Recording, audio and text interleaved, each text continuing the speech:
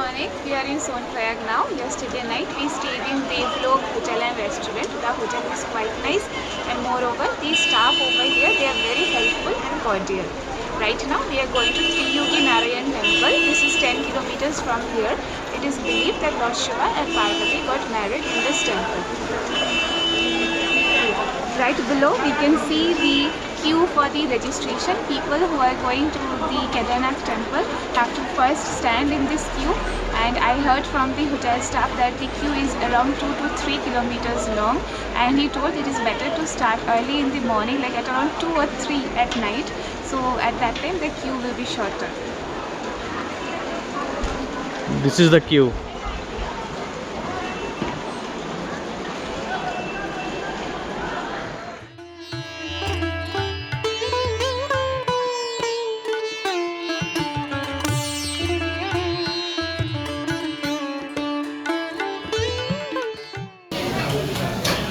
My salad was 100 rupees.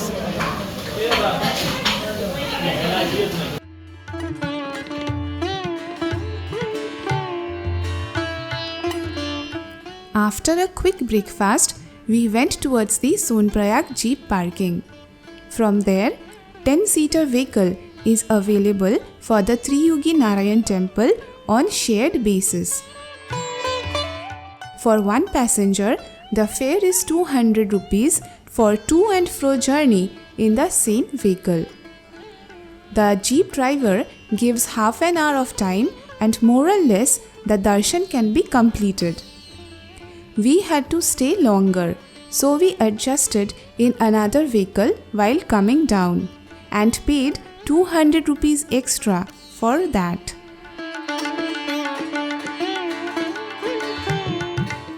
To our surprise, we saw something looking cautiously and moving in haste. It was a wild deer right here by the road. Such a rare and beautiful sight filled our hearts with joy.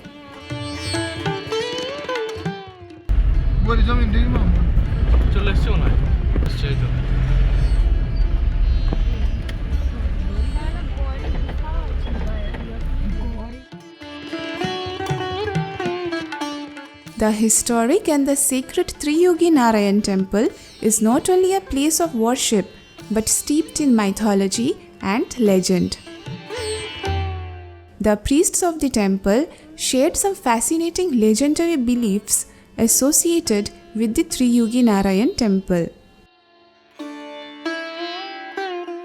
आप लोगों ने सुना होगा हरिद्वार कनखल में दक्ष प्रजापति राजा की पुत्री थी सती माता, जो गौरी के पूर्व जन्म के पिता थे।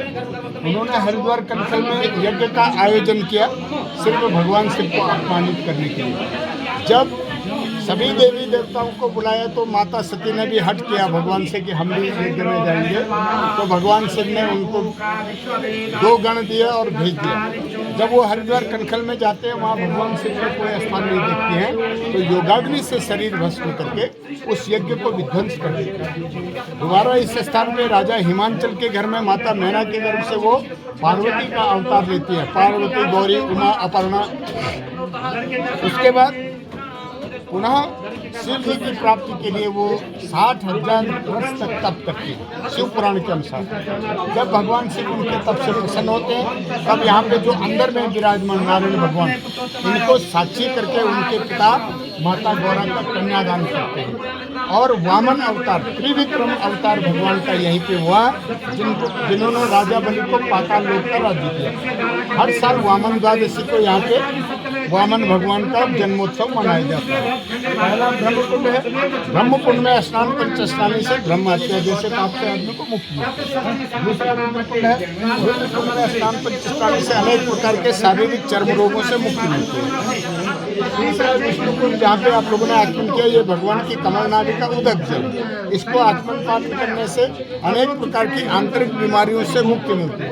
चौथा सरस्वती कुंड है। इसमें पितृतर्पण होता है। जो कराना चाहते हैं तो पितृतर्पण भी कर सकते हैं। ये धर्मशिला में चावल इसलिए आते हैं क्योंकि राजा हिमांचल ने जब माता गौरा का कन्यादान किया तो अनेक प्रकार के रत्नों का दहेज भगवान शिव को दिया।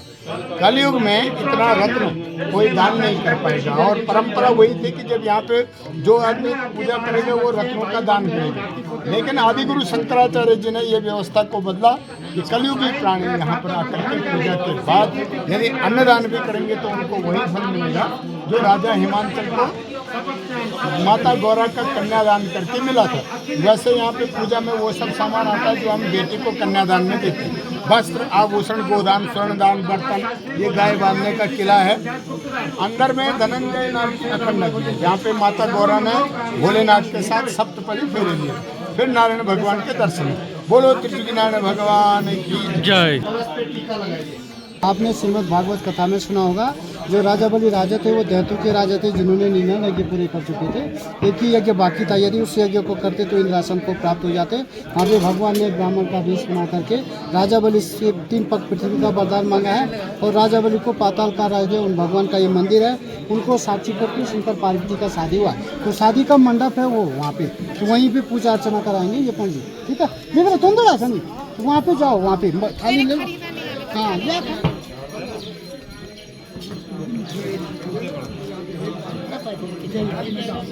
आप दैनिक का बैठा यहाँ पे हैं।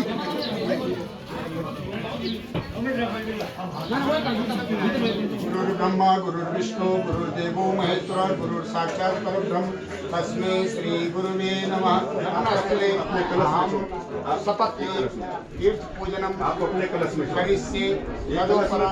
ब्राह्मण दक्षिणा अन्नदान वसंता चक्रे वायव्या नारायण बोलो शंकर भगवान की, गौरा मैया की। अपने हाथ से ये कुमकुम को भगवान की शिला पे लगाओ, कुमकुम लगाओ शिला पे। श्रीखंडनम दिव्यम घंटाधम मनोहर विलेपनम चंदनम प्रतिगृह्यतां। 2 दाना चावल का भी चढ़ाओ। गौरा देवा कुमकुमाला सुशोभितम मया निवेदिता भक्ता गृहाणं परमेश्वरम। ये श्रृंगार को हाथ में रखो, श्रृंगार माला चुनरी हाथ में रखो। ये श्रृंगार है भगवान के लिए।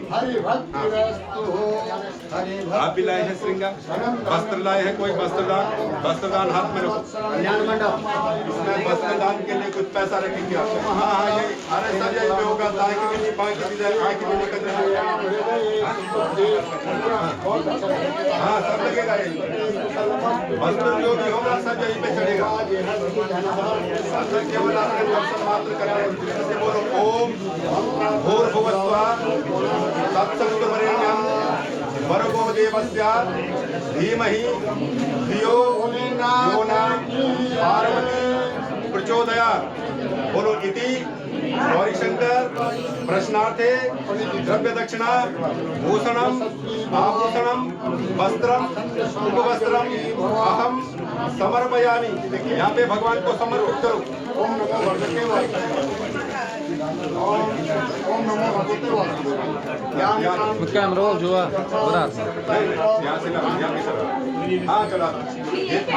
थाली में भोग है। भोग In the temple premises, there are 3 holy tanks or kunds. The water is believed to cure skin diseases and pilgrims sprinkle it to purify their souls. यह विष्णु कुंड है। इस पानी से आंतरिक जितने भी रोग होते हैं वो नष्ट हो जाते हैं जी। और ये वाला कुंड है रुद्र कुंड, इसमें स्नान, रुद्र कुंड है ये, इसमें स्नान किया जाता है। ये है हमारा ब्रह्म कुंड, ये भी स्नान वाला कुंड है, इसमें भी स्नान किया जाता है जी। और अब इसके बाद आप आगे चलिए दर्शन के लिए। ये यहाँ पे है हवन सामग्री है, ये यहाँ से भी हवन सामग्री जाती है अंदर हवन के लिए। और ये यहाँ पे गणेश जी।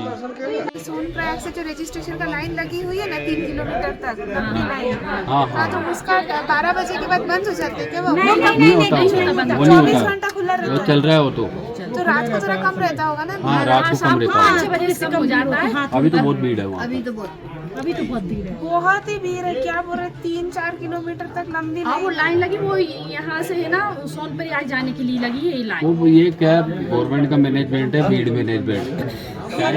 हम लोग का वो शादी के बाद हम लोगों ने कौन बताया, हम लोग ने सोचा था कि 12 ज्योतिर्लिंग करेंगे, 11 हो गया सिर्फ बाकी है। लेकिन ये देख कर तो नहीं जाओ, आप हो जाएगा, अच्छा लगेगा आपको, आनंद आएगा।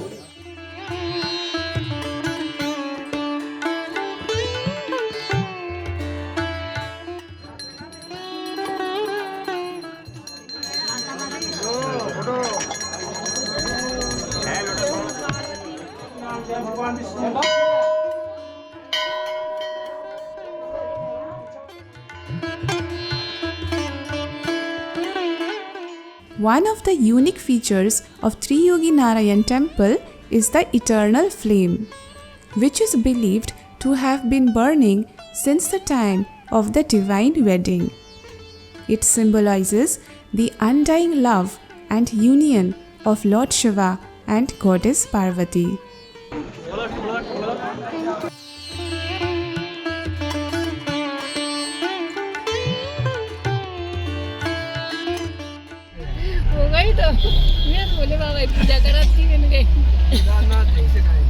From Sonaprayag, shared vehicle is available till Triyogi Narayan temple for 100 rupees to go up and 100 rupees to go down.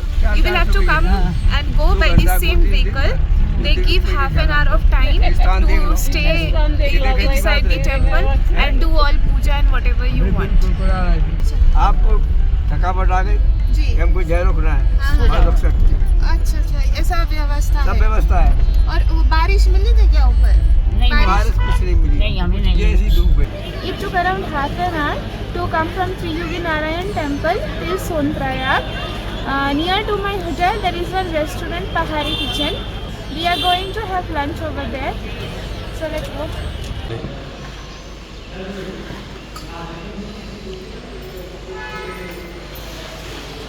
We ordered rice thali and it cost 190 rupees per plate.